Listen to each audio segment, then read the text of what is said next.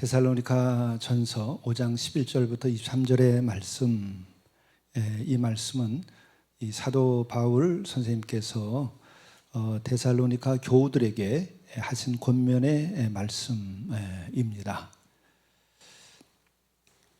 이 말씀은 대전제가 결론으로 시작이 되죠. 그러므로 피차 권면하고 서로 덕을 세우기를 너희가 한 것 같이 하라.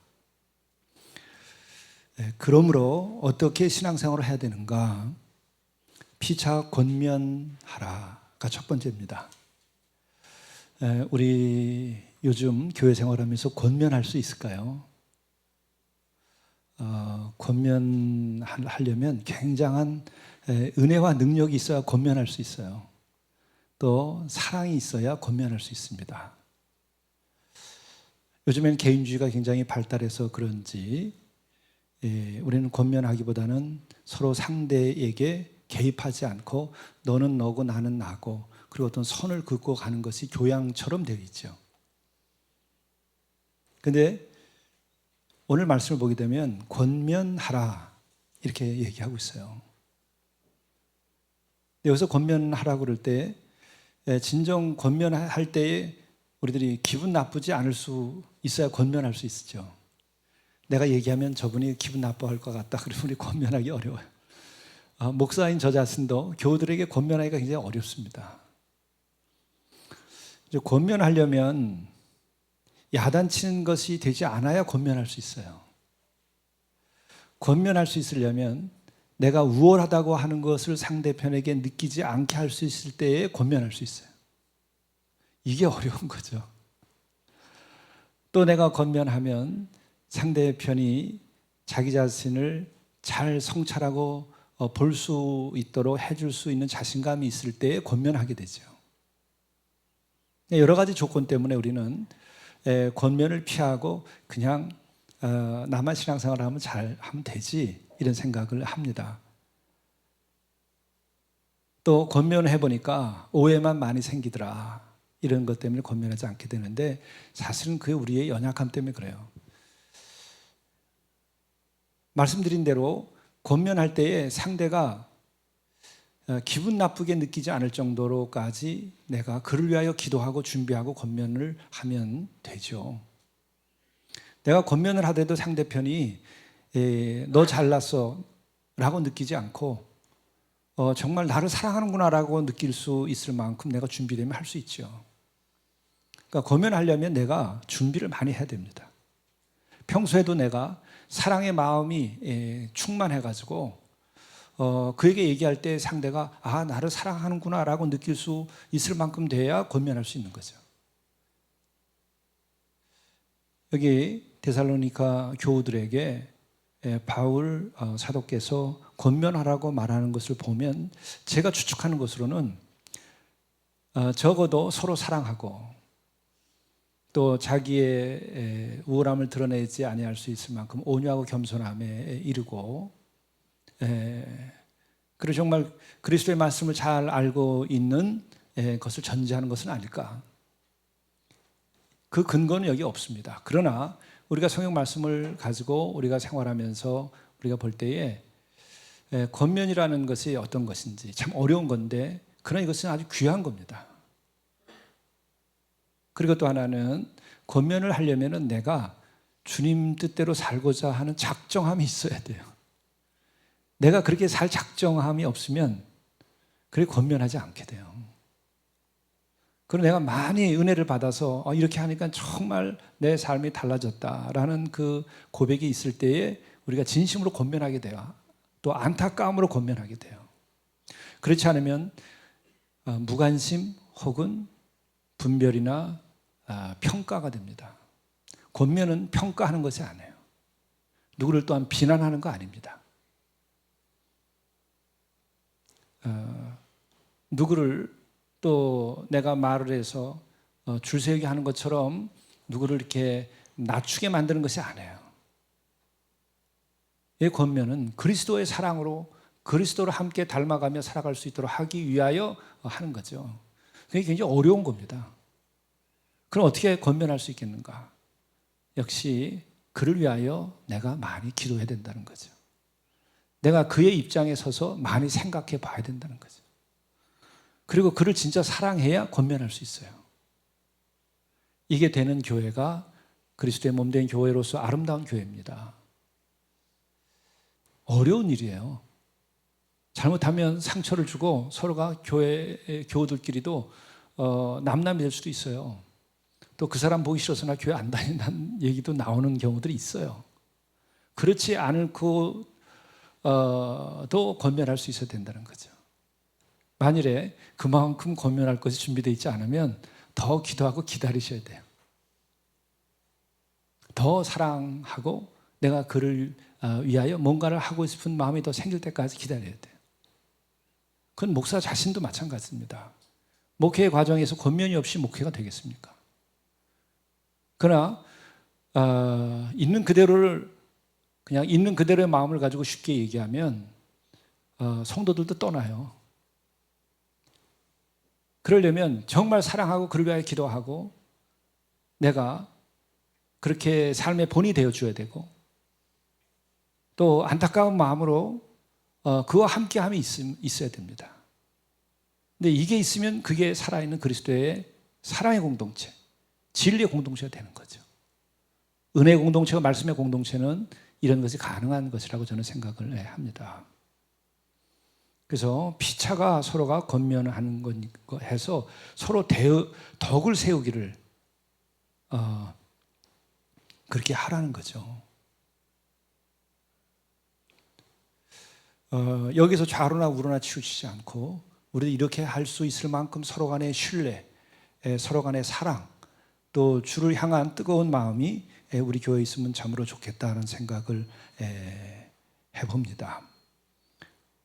그리고 12절에 시작되는 말씀이 형제들아 라고 이렇게 불러요. 이것은 표현이 형제이지만은 형제 자매들이란 말을 다 포함하는 겁니다. 그래서 우리가 새번역이나 혹은 다른 외국어 번역에도 보게 되면 이것은 형제라는 말은 아예 대표성을 가진 말이죠. 자매는 빼고 라는 의미가 아니고 당시의 어법으로 봐서 성도의 일반을 가르치는 거죠. 형제 자매들 우리가 너희에게 구하노니 너희 가운데서 수고하고 주 안에서 너희를 다스리며 권하는 자들을 너희가 알고 그의 역사로 말미암아 사랑 안에서 가장 귀히 여기며 너희들끼리 화목하라. 여기서 우선은 형제 자매라고 하는 말, 이 말이 요즘에는 그 참된 의미를 많이 상실을 했어요. 그런데 여기서 형제 혹은 자매라고 부르는 것은 이방인이든지 헬라인이든지 유대인이든지 배웠든지 못 배웠든지 가졌든지 못 가졌든지를 불문한다는 뜻이에요. 신분 고하를 불문한다는 뜻이에요. 유대인들에게서 이방인이라고 하는 것은 같이 밥을 먹을 수도 없고 초대도 할 수도 없고 같이 멍에를 맬 수 없는 사람이에요. 같이 배울 수도 없고. 이방인은 그런 겁니다. 자신들만의 선민이고. 그러나 그리스도 안에서는 그 모든 게 해체되는 거예요. 주인이든지 종이든지의 관계가 해체되는 거예요. 형제들아, 자매들아. 그리고 이것은 가문, 아버지, 어머니 핏줄이 달라도 상관없어요. 성씨가 우리말로 하면 달라도 괜찮다는 거예요. 아무 상관없어요. 이런 것이 하나님의 나라의 세계인 거죠. 이것이 신앙 공동체죠. 이게 어떻게 가능합니까? 이게 가능했던 거예요. 그 2000년 전에. 어떻게 가능했을까? 그것은 결론으로 말하면 거듭났기 때문에 가능한 거죠. 어떻게 거듭났는가? 자기의 모든 죄와 자기의 육적인 모든 것을 다 주 앞에 내려놓고 내가 주 안에서 새로워진 거예요. 내가 죄를 고백해서 죄의 사함을 받고 그 가운데 그리스도로 인하여 구원받고 그리스도의 지체가 되었을 때에 가능한 거예요. 근데 이것은 피차가 경험을 했어야만 가능해요. 우리들이 교회 안에서도 형제님, 자매님 하고 하는데 이게 어떤 때는 폄하하는 것처럼 느끼는 사람도 있고 어떤 때는 이거를 너무 값싸게 하는 것처럼 느끼는 사람들도 있고 어떤 분은 무례하게 어른한테 어떻게 형제라고 그러냐.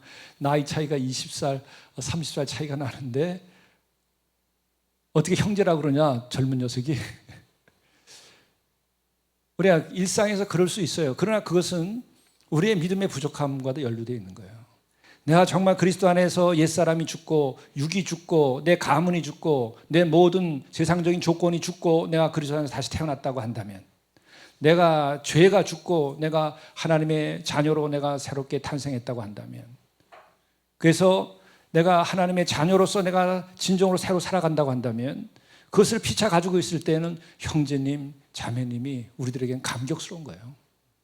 우리 교회에서 어려운 이웃들 이렇게 보면 형제님, 이렇게 자매님 이렇게 부르는데, 그게 진짜 서로가 믿음이 생기기 전에, 은혜 받기 전에는 이 차별처럼도 느낄 수도 있어요. 역차별이 될 수도 있죠. 그래, 우리는 그게 아니에요. 우리가 지난 우리 교회의 20년의 역사를 돌이켜보면서 우리가 처음에는 우리 교회가 직분제가 없어서 집사권자 장로라는 이름을 붙이지 않았어요. 근데 붙이게 된 동기 중에 하나가 제자인데 자기 스승 보고 어른 보고 교수님인데 선생님인데 형제님이라고 부를 수가 없는 거예요. 그러니 불편해지니까는 선생님, 학장님 이렇게 부르니까 다시 세상이 들어와 버리는 거예요. 그냥 교회가 또 과제가 되는 거죠. 그래서 직분을 만드니까 집사님, 권사님, 장로님 부르니까 편안해지는 거예요. 그게 또한 믿음이 있는 것 같지만 믿음이 없는 거예요. 형제라고 부를 수 없는 우리들의 연약함에서 시작된 거죠. 그때 제가 한 대 먹은 일이 있어요. 새로 나온 교우이신데 방문자였었어요. 근데 몇 가지 제가 쓴 책과 글을 보고서는 감동을 해가지고 우리 교회를 찾아오신 거예요. 그러면서 직분제에 대한 얘기를 나누게 됐어요. 그래서 우리가 목사님 어느 글에 보니까는 직분제도 없는 교회였다고 그러는데 직분제가 왜 생겼습니까? 그래서 내가 지금 같은 얘기를 드렸어요. 그랬더니 믿음이 없으시군요. 그러더라고요. 저희는 지금도 형제, 자매라고 부른다는 거예요. 그 공동체는. 한 대 먹었어요. 그거는 어떤 용기가 아니라 그리스도 안에서 진정으로 내가 사랑의 경험을 했기 때문에 새로운 가족의 관계처럼 혈육을 넘어선 그 사랑이 있기 때문에 가능했던 거죠. 근데 그분은 섹스 타입의 아주 그 순수한 신앙을 추구하는 미국서 그 출발한 어느 단체에 속해서 신앙생활하는 분이었었어요. 근데 그분이 고맙지만 뭐 고맙죠. 그냥 고맙죠. 그분이 그 제가 방송에서 설교 강연한 것을 듣고 정말 좋은 교회 좋은 목사다 이렇게 찾아왔던 거예요. 참 고맙죠. 근데 저한테 와서 그때 그 얘기했던 거예요. 믿음이 없으시군요. 그거 하나 못합니까? 근데 어려운 일이에요. 믿음이 있으면 되고 믿음이 없고 은혜를 받지 못했으면 부르기 어려운 거예요. 우리는 성경에서 흔히 형제들아라는 말, 자매, 형제, 자매들이라는 말이 나오는 것을 우리는 너무나 오랜 세월을 지났기 때문에 이게 일상적이라고 생각하는데 이것은 엄청난 말입니다. 주인과 종의 관계를 해체시켜버린 거예요. 선민과 이방인의 관계를 해체시켜버린 거예요. 그리스도 안에서 모두가 다 하나가 되어버린 거예요. 이게 인류의 희망입니다. 하나님의 나라, 하나님의 역사는 이렇게 이루어지는 거예요. 계급투쟁이 아니고 계급이 이미 해체된 이유를 살아가는 거예요. 사랑으로, 서로 섬김으로. 이 희망이 있어야 우리에게 희망이 있어요. 이 희망이 없다면, 이게 불 꺼져 버리면 인류에게는 미래가 없어요. 어떤 미래가 있을 것 같습니까? 우리가 가난하던 시절도 살아봤는데 이만큼 부유해졌는데 여러분 족합니까? 더 행복해졌습니까? 더 안정적으로 됐습니까? 더 안전합니까? 더 여유가 있습니까? 더 웃을 수 있습니까? 아니잖아요. 형제라고 부를 수 있을 만큼, 자매라고 부를 수 있을 만큼 우리가 믿음과 사랑이 성숙하지 않으면 인류에겐 희망이 없어요. 그래서 하나님의 나라 그 의에 의해서만 인류에게 희망이 있는 거죠. 그것의 그림자가 교회예요. 그것을 우리가 나누는 거예요. 그래서 공동체도 세워지는 거예요. 우리 교회가 그런 신앙 공동체예요. 처음부터 형제들아 라고 부르는 부름이 얼마나 놀라운 것인가 하는 것을 우리가 알고, 그 가운데서 우리들이 서로 권면하고 서로 덕을 세우기를 노력하라는 것이고, 또 하나는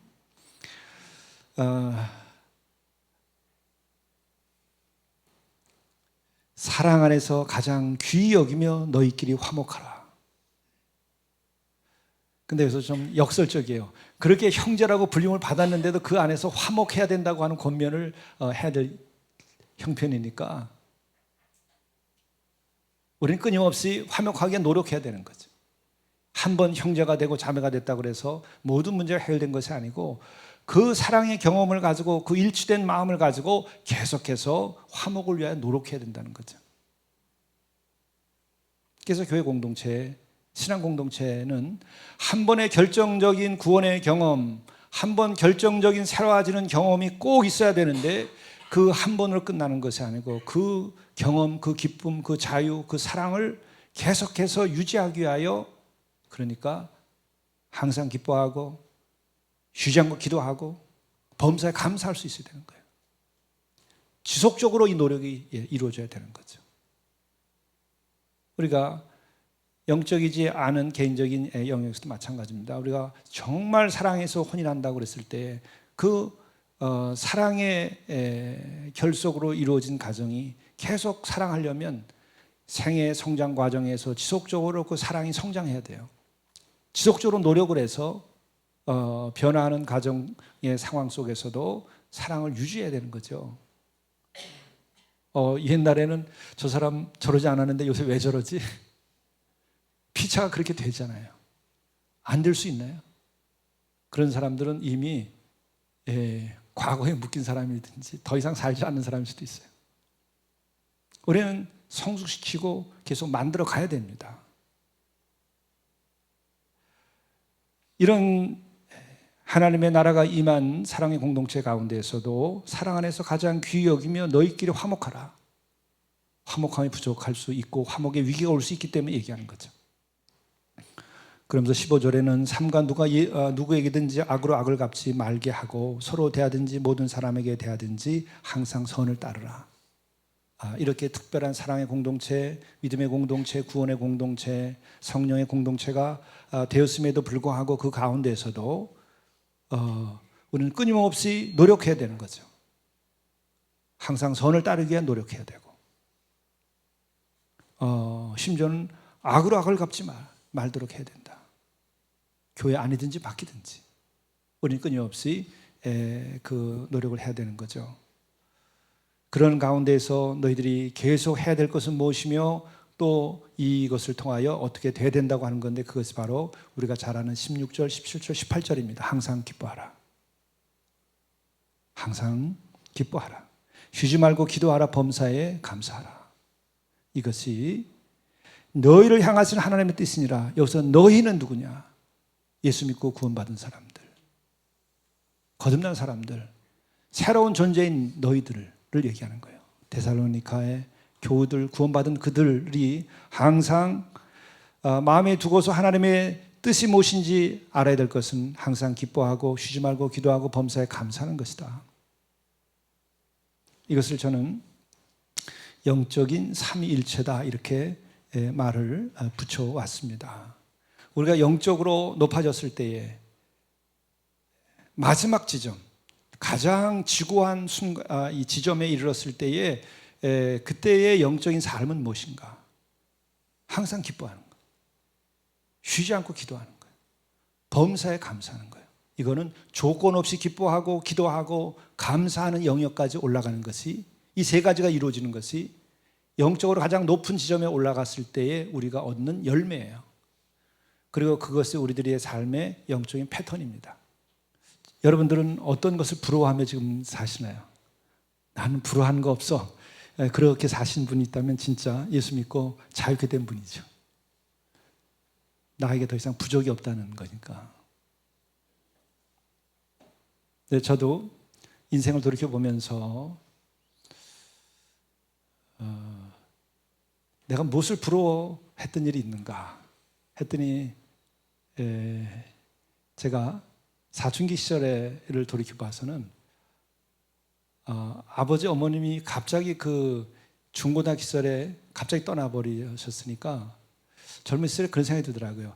야, 인생에 대해서 아버지랑 한번 좀 얘기 좀 해봤었으면 좋았을 텐데. 멋있잖아요. 지금 자녀들과 그런 대화를 한번 해보십시오. 그냥 용돈 그런 거 말고 저 인생에 대해서 얘기해 볼 수 있는 것이 있다면 여러분 얼마나 좋겠습니까? 자식들이 커서 아버지와 같이 또 어머니와 같이 인생을 얘기할 수 있는 것은 그는 복된 겁니다. 그래서 저는 그것이 좀 아쉬웠어요. 그리고 또 젊은 시절에 신학교 다니면서는 그 고전어나 외국어에 능통하고 신학적으로 굉장히 많은 지식을 가진 사람들이 이제 부러웠어요. 아주 유명한 신학대학 교수들이나 이런 분들.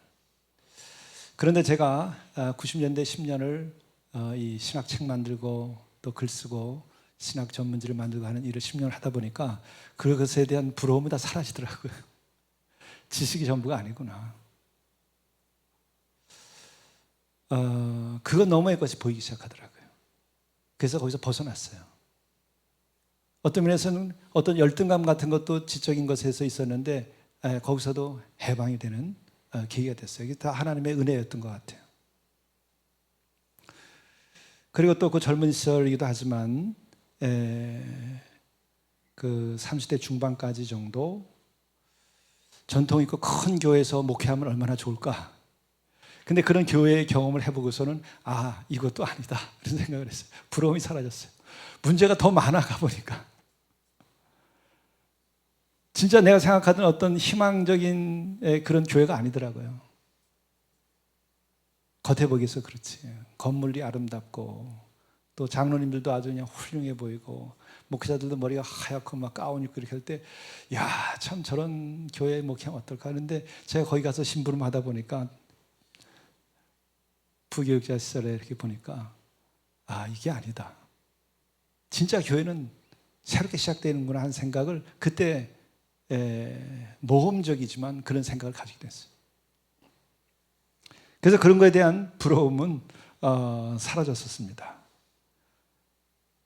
또 젊은 시절에 한 가지는 잠시지만은 좀 넉넉한 집을 가지고 있으면 어떨까 그런 것에 대한 그 아쉬움이나 또 부러움이 있었어요.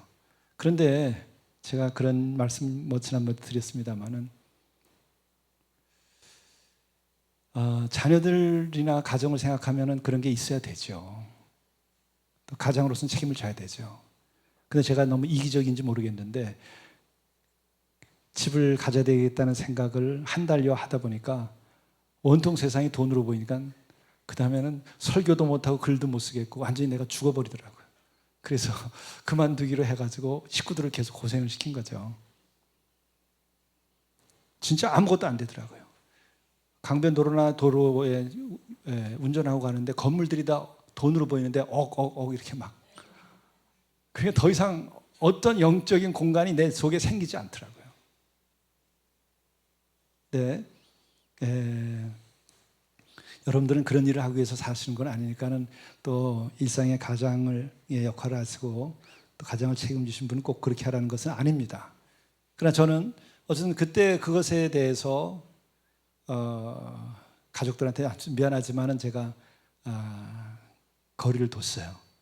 지금 물론 지금 고마워하는 것은 우리 교회에 지난번 저희 이사하는데 장로님들이 또 특별 헌금까지 하셔가지고 전세금 보태주신 게 그래서 좀 여유 있게 이사를 해서 제가 감사합니다. 그러니까 여유 있는 건 좋은 거죠. 그러나 부러움으로 제가 갖고 있지는 않아요. 언제든지 작을 수도 있고 물론 지금은 이제 자녀들도 다 출가했으니까 그렇죠. 그런데 지금에 와서도 목회 40년 가까이 하고 지금 영적인 이런 길을 걸으면서도 제게 부러운 게 있는데 그건 딱 한 가지 같아요. 그것은 항상 기뻐하는 사람들. 어떻게 기뻐할 수 있을까? 그런 영적인 부러움이 되고 흠모하는 마음이 생겨요. 제가 지난번 공동체에서 땅을 파고 이제 일을 하고서 있었는데 그때 형제 하나가 저한테 그러더라고요. 목사님 오늘 뵈니까 굉장히 목사님 달라지셨네요. 그래요. 그게 무슨 소리야? 그랬더니 목사님 어떤 때 보면 사무실에 입구를 보면 너무 심각해가지고 말도 못 붙이겠다고. 근데 여기 오니까 목사님 정말 어떻게 이렇게 기뻐하냐. 얼굴 빛이 달라졌다 이렇게 얘기를 하세요. 그래서 내가 한 대 먹었어요. 그래서 내 꼴이 그랬나? 뭔가 생각에 빠지면은 그렇게 심각해지는가 봐요. 그래서 말도 못 붙이겠는데 오늘 여기 와서 보니까 달라졌다. 우리가 정말 항상 기뻐한다는 것은 정말 어려운 거예요. 이것은 뭔가를 초월하지 않고 큰 은혜의 경험 없이 우리 항상 기뻐하는 것은 어려워요. 항상이 아니라 조건적으로 기뻐하고 슬퍼하죠. 그래서 항상 기뻐하고 쉬지 않고 기도하고 범사에 감사할 수 있는 길은 분명하게 있는 거죠. 그것은 첫째는 오늘 여기서도 요청하는 것처럼 구원받은 사람에게 하시는 얘기예요. 구원받지 않은 사람은 여러분 항상 기뻐할 수 없어요. 구원받은 경험이 없는 사람은 쉬지 않고 기도할 수 없어요. 구원받은 경험에 자유가 없는 사람은 범사에 감사할 수 없어요. 그건 스스로가 자신을 돌이켜서 결정을 내리셔야 돼요. 저 자신도 생각해 보면서 항상 기뻐하자, 쉬지 않고 기도하자, 범사에 감사하자. 어떻게 가능할까? 내가 죄에 대한 진정한 고백, 그리고 고백만이 아니라 우리는 죄의 사함, 사죄의 은총까지에 이르러야 돼요. 거기까지 이르지 않으면 여러분들이 회개하다 말고 구원받으려다 마는 거예요. 왜? 도덕적으로도 자기를 성찰하고 반성할 수 있어요. 그러나 도덕적으로 성찰하고 반성하고 자기의 죄를 얘기하는 것으로는 사죄의 은총은 임하지 않아요. 사죄의 은총은 정말 내가 아주 험악한 인간이고 반인륜적인 행동을 했었을지라도 자유가 있다는 거예요. 어떻게 저렇게 뻔뻔할 수 있을까? 남들이 그렇게 얘기할지라도 자유가 있는 거예요. 그러나 그 뻔뻔함으로 끝나는 게 아니라 내가 그 은혜에 감격해서 은혜의 빚진 자로서 남들에게 사랑을 실천하고 이전과 다른 참된 인생을 보여주게 되는 거예요. 그 열매가 있어요. 뻔뻔한 게 아닙니다. 거기까지 가야 정말 가면 항상 기뻐할 수 있는 거죠. 조건을 넘어서는 거예요. 쉬지 않고 기도할 수 있어요. 모든 일에 감사할 수 있어요. 왜? 구원의 경험은 조건을 넘어서고 상황을 넘어서기 때문에 그래요. 나를 넘어서기 때문에 그래요. 세상을 넘어서기 때문에 그런 거예요. 하나님의 심판을 넘어서는 거기 때문에 그런 거예요. 세상이 심판해도 괜찮아요. 세상의 손가락질도 괜찮아요. 내가 죄 사함의 은총을 입었으면 그로부터 자유로운 거예요. 아울러 내가 정말 미안하지만 죄 사함을 받은 거예요. 그러면 내가 그 열매를 맺고 사랑을 실천하면 되는 거예요. 세상을 부끄러워하지 않고 두려워하지 말고. 그러나 이 사죄의 은총까지 임해서 여러분들이나 제가 구원의 확고한 경험이 없으면 여러분 항상 기뻐하지 않고 어떻게 해요? 항상 심각해. 항상 우울해요. 항상 슬퍼해요. 여러분 진실해져 보세요. 구원은 받지 않고 진실해 보세요. 진실한데 아직 구원은 받지 못했다고 한다면 그 사람은 어떻게 살까? 항상 심각해요. 항상 우울해요. 항상 슬퍼해요. 세상이 다 진실한 눈을 갖게 되면 다 슬프고 다 우울할 수밖에 없고 심각할 수밖에 없어요. 어떻게 할 거예요, 이 인생을? 죽음이 있고 죄가 있고 끊임없는 투쟁과 싸움이 있고 결핍이 있고 미움이 있는데 문제덩어리이고 모순덩어리인데 무슨 수로 우리가 기뻐할 수 있죠? 심각할 수밖에 없어요. 항상 우울할 수밖에 없어요. 슬퍼할 수밖에 없어요. 진실해지면. 그러나 죄 사함을 받는 것은 진실을 넘어서는 거예요. 진실하기 때문에 죄를 고백하고 진실하기 때문에 세상의 그릇된 것과 모순을 내가 실제로 몸으로 겪고 내가 가해자로서의 살기를 원치 않고 남을 착취하려고 하지 않고 내가 진실하게 살고자 할 때에 심각해질 수밖에 없어요. 그러니 거기까지 가는 사람도 지금은 많지 않아요. 그러나 죄 사함이라고 하는 것은 그것을 넘어서는 거예요. 사죄의 은총이라는 것을 넘어서는 거예요. 그래서 우리는 그 모든 것이 해결됨으로 항상 기뻐할 수 있는 거예요. 고난 가운데서도 기뻐할 수 있어요. 우리에겐 영원한 나라와 천국이 있고 주님이 계시기 때문에 그런 거죠. 여러분, 쉬지 말고 기도하라. 구원의 체험이 없이 무슨 수로 쉬지 않고 기도할 수 있나요? 쉬지 않고 고민해요. 쉬지 않고 고집부리죠. 쉬지 않고 떠들고 주장해요. 내가 죄사함 받고 사죄 은총 아래 있지 않으면 끊임없이 내 속에서는 쉬지 않고 기도하는 것이 아니라 쉬지 않고 떠들고 주장해요. 그러나 내가 죄사함 받고 주님이 내 안에서 살아계시면 우리는 주장하고 떠드는 것이 아니라 우리는 주님께 기도해요. 고민할 일이 생기고 고난이 생기고 많은 문제가 생길 때에 우리는 고집부리거나 고민하지 않고 주님께 기도하게 되는 거예요. 왜? 내가 문제의 근본적인 것이 다 해결된 경험이 주 안에서 있기 때문에 우리는 그걸 사는 거예요. 그게 은혜입니다. 그렇지 않으면 우리는 쉬지 않고 끊임없이 고민 가운데 내 주장, 내 목소리에 시달리다가 인생을 고달프게 살다 끝내는 거예요. 예외가 있을까요? 여러분, 우리 자신과 주변을 살펴보세요. 예외가 있는지. 범사에 감사라고 얘기하시는데 여러분, 사죄의 은총을 입고 구원의 경험이 없으면 범사에 탓하고 범사에 비난하고 범사에 정죄해요. 매사를 정죄해요. 매사를 비난해요. 매사를 누구 탓이라고 그래요. 여당 탓이고 야당 탓이고 정권 탓이고 옆집 탓이고 남편 탓이고 아내 탓이고 자식 탓이고 부모님 탓이고 교회 탓이고 목사 탓이고 모두가 다 누구의 탓이에요. 예외가 없어요.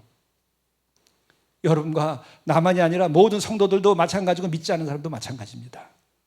내가 그냥 교회만 다니는 것이 아니라 사죄의 은총을 입고 구원의 확신을 주 안에서 내가 가지게 됐을 때에는 탓함이 사라지고 비난이 사라지고 범사의 정죄함이 사라지면서 범사의 감사함이 일어나는 거예요. 그때 우리의 진정한 자유가 있고 그때 영적인 꽃이 피는 거죠. 바울은 마지막 우리가 영적으로 이루어야 될 것이 뭔지 영적인 삼위의 일체 그것이 무엇인지를 우리에게 보여주신 거예요. 어떤 조건이어도 상관없이 항상 기뻐하도록 노력하고 심각할수록 기뻐하도록 노력해야 돼요. 쉬지 않고 기도해야 돼요. 문제가 생기면 고민하지 말고 기도하세요. 쉬워집니다. 문제가 생겨 어려움이 생겨 기도하세요. 교회에 오면 기도부터 하시오. 사람보다 먼저 주님을 만나고 기도하는 것이 먼저 앞서면 여러분의 인생이 완전히 달라지게 됩니다. 그리고 고난도 감사해야 돼요. 여러분, 고난받지 않고 여러분이 오늘 여러분에 이르렀습니까? 목사인 저 자신을 돌이켜보면 내가 고난받고 어려운 것을 통해서 회개하고 그런 것을 통해서 내가 영적으로 성장했지 고난이 없었다면 내가 어떻게 됐을까? 목사도 되지 않았을 것이고 이 길에 오지도 않았을 거예요. 고난 때문에 이만큼이라도 길을 찾아온 거죠. 여러분에게서 짐과 고난을 빼보세요. 여러분이 뭐가 남을까? 여러분은 어떤 길로 생을 걸어오셨을까? 감사할 일이에요. 돌이켜보면 많은 부모들이 부모가 된 다음에 은혜 받고 믿음의 길로 들어와서 새로워진 경우들이 있어요. 3가지 경우예요. 하나는 쫄탕방에서 부도나고 도망쳐가지고 어떻게 할 수 감당할 수 없을 때 은혜가 임해요. 그때 완전히 깨지든지 은혜의 세계로 오든지. 또 자신이 병들었을 때 생사의 근본을 내가 대할 때에 이 생명이 내가 주인이 아니고 주께서 주신 것이라는 것을 알고 주께 다시 나가서 기도하며 할 때에 내가 갑자기 영적으로 성장하는 것을 경험해요. 그리고 자식들이 속을 썩이고 자식들의 문제가 생겼을 때에 비로소 부모들이 눈물로 기도하게 되는 거예요. 그게 없이 여러분들이 아버지가 되고 어머니가 될 수 있을까? 훌륭한 어머니, 아버지, 훌륭한 아버지, 훌륭한 어머니가 될 수 있을까? 자녀들을 위하여 눈물로 기도해 본 경험이 있을 때에 훌륭한 어머니, 아버지가 되지요. 고난 없이 자식이 속썩이지 않아가지고 자식이 문제가 없어서가 아니라 그 고난과 문제로 인하여 내가 참 어머니, 참 아버지가 되지요. 내가 한 인간으로서도 마찬가지입니다. 고난 없이 내가 참된 그리스도의 종이나 그리스도의 자녀로서 살아가는 것은 안 돼요. 우리는 그만큼 연약하고 그만큼 주로부터 멀리 떨어져 있었기 때문에 그런 거예요. 그래서 우리는 마지막에는 고난도 은혜다. 그래서 난 감사합니다. 거기까지 이뤄야 되는 거예요. 그러면 더 이상 그에게는 인생에 있어서 남는 불평이라든지 숙제라든지 이런 게 사라져요. 다만 사명만이 남는 거예요. 그리고 우리에게는 항상 주의 은혜에 감사하면서 우리가 살아갈 수 있는 은총의 그 인생이 주어지는 거죠.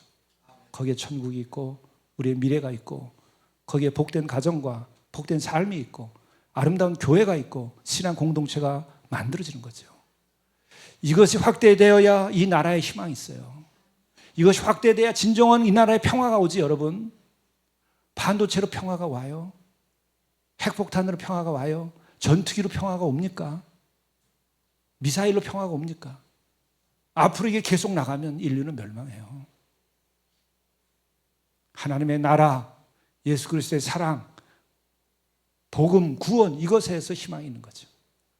그리스도의 평화가 필요한 것입니다. 우리 모두가 다 평화의 도구가 될 수 있기를 간절히 바랍니다. 기도하시겠습니다. 사랑의 주님, 당신의 십자가의 그 피와 찢긴 몸을 통하여 사랑이 무엇인지 보여주시고 구원이 무엇인지 보여주시고 그것을 믿고 따른 이들에게 진정한 죄의 사함과 구원의 경험을 통해서 우리의 삶을 모든 죄악과 어둠과 고통과 환난 속에서 구원하시며 우리가 주 안에서 평강을 누리고 그 평강 가운데에서 우리가 모든 삶의 조건과 역사의 모순을 넘어서서 하나님의 나라와 그 의를 이루고 그리스도의 평화를 이루어가며 또 가정에서도 내 삶에서도 평화를 만들어가는 이 삶으로 우리를 계속 인도하여 주옵소서. 이를 위하여 항상 우리들이 항상 기뻐하고 쉬지 않고 기도하고 범사에 감사하는 높은 영적인 삶을 이루어가게 도와주시옵소서. 주님께서 우리의 한 영혼을 다시 한번 회개와 사죄의 은총과 구원의 확신으로 인도하여 주옵소서. 예수 그리스도의 이름으로 간절히 기도드리옵나이다. 아멘.